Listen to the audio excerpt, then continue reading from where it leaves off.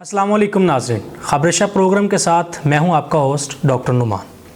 नाज़रीन, आज हमने अपने प्रोग्राम के अंदर डमी करैक्टर कुछ मंगवाए हैं। हमारे हालात कुछ ऐसे हुए हैं कि हमने अपनी ज़िंदगी का बहुत सारा इन्हिसार जाली आमलों के ऊपर डाल दिया है।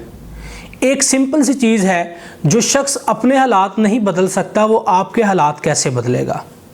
हम बहुत सारी ऐसे वसवसों का शिकार हो चुके हैं जिनकी वजह से हमारी ज़िंदगी में परेशानियां दिन ब दिन बढ़ती जा रही हैं। अगर कोई छोटा सा भी मसला बन गया तो हम एक जाली आमल के पास जाते हैं और कहते हैं बाबा जी हमारा ये मसला हो गया, हमारा ये मसला हल करें। अगर वो इतने ही काबिल हैं, अगर वो इतने ही बेहतरीन हैं, तो वो आपके पैसों पर क्यों चलते हैं। आज के प्रोग्राम को रिकॉर्ड करने का मकसद कि हमें जब बीमारी हो तो बजाय आमलों के हमें डॉक्टर्स के पास जाना चाहिए। हमें मेडिसिन की ज़रूरत है, ना कि उन जाली तावीज़ों की जिनकी वजह से आप अपनी ज़िंदगियों को मज़ीद ख़राब कर लेते हैं। यहाँ पे हालात ऐसे देखे गए हैं कि अगर कोई बंदा बीमार होता है तो 10 बंदे उसको बताने वाले हैं कि फ़लाँ जगह पे ले जाओ, दम करेंगे ठीक हो जाएगा, फ़लाँ जगह पे ले जाओ, तवीज़ पिलाओ ठीक हो जाएगा, फ़लाँ जगह पे ले जाओ। तो ये सारे का सारा टाइम का ज़िया है। बजाय आप उनके ऊपर टाइम गुजारने के उस शख्स के प्रॉपर टेस्ट करवाएं और उसके बाद उसको मेडिसिन दिलवाएं किसी डॉक्टर से, ना कि जाली अमल से। और आज हम जो डमी करैक्टर कुछ मंगवाए हैं, इसी चीज़ का हाल बयान करने के लिए हमने उनको बुलाया। माल मूल आएगा तो बाबा ही तो खाएगा, माल मूल आएगा तो बाबा ही तो खाएगा, जे माल नहीं आएगा तो बाबा को तो खाएगा। हाँ जी मेरे आ चेलिया, आज दिल खुश करता ही ते 10 आज दी प्रोग्रेस की है साडी। बाबा जी आज 2 बंदे ऐसे घेरे ने जेड़े बड़े ही भोले ने ते उन्हां को माल एडी लंबी दिहाड़ी लगन वाली जी साडी। बाबा जी एदा मतलब है आज सानू मालू आएगा। ये तुम क्या कर रहे हो? वो कुछ नहीं सर, असी इत्थे उल्टियां करने आ सर, तुहानू नहीं पता साडा की काम है, असी काम कर रहे हैं, सानू पता है। तुसी चुप करो बाबा जी। ये लोगों को लूट रहे हैं, ये जाली अमल ये लोगों को लूट रहे हैं। ओए छड़ चेलिया, ओए ते गल्लां करदे ही रहंदे ने, ये अमीर लोग ने, इन्हां नूं नहीं पता। साडे घरा मात दस इन्हां नूं जदों असी एक बच्चे चों जिन कड्ढण गए।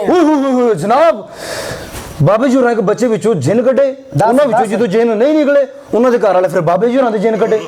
ओए ना पुत्रा ना, सही गल दसणी सही। बाबा जी होरां नूं फिर दिन दे विच तारे नजर आए, किसी ने सोटे ना मारिया, किसी ने ठुड्डे, किसी ने मुक्के। बाबा जी होरां दी हालत ही अजीब कर छड़ी। बस कर चेलिया, तू मेरी तारीफ ना ही कर। फिर बाबा जी नूं जलाल आया उथे, होए फिर बाबा जी उथों गायब हो गए।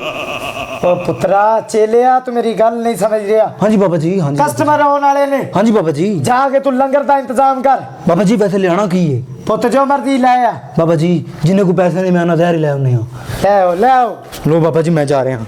आओ जी बिस्मिल्लाह, आजो जी। बाबा जी बड़े करनी वाले ने, बाबा जी बड़ी फजीलत वाले ने, बाबा जी बड़े करामत वाले ने।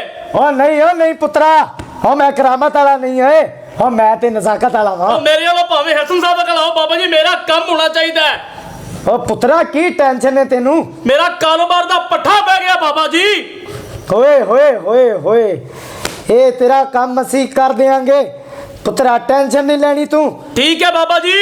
लिया पुत्रा कापी पेंसिल दे, इन तवीज लिख के दइए। लो बाबा जी लो। आ तवीज तेन लिखता है? ठीक है बाबा जी। ए जाके हाँ जी तू अपनी पार्टी बनान दे विच रख देना। मैं ना बाबा जी अपनी दे दियो। हो पुत्रा ए गल ना कर, अज बाबे ने भी को नहीं पाई। बाबा जी सारियां गल्लां इत्थे नहीं करनियां। अच्छा जी। पैसे पुत्रा कोई न्याज न्यूज बाबा जी जरूर देंगे, और भी देंगे जे मेरा कारोबार सेट हो गया थे। पुत्रा कारोबार तेरा सेट होइएगा।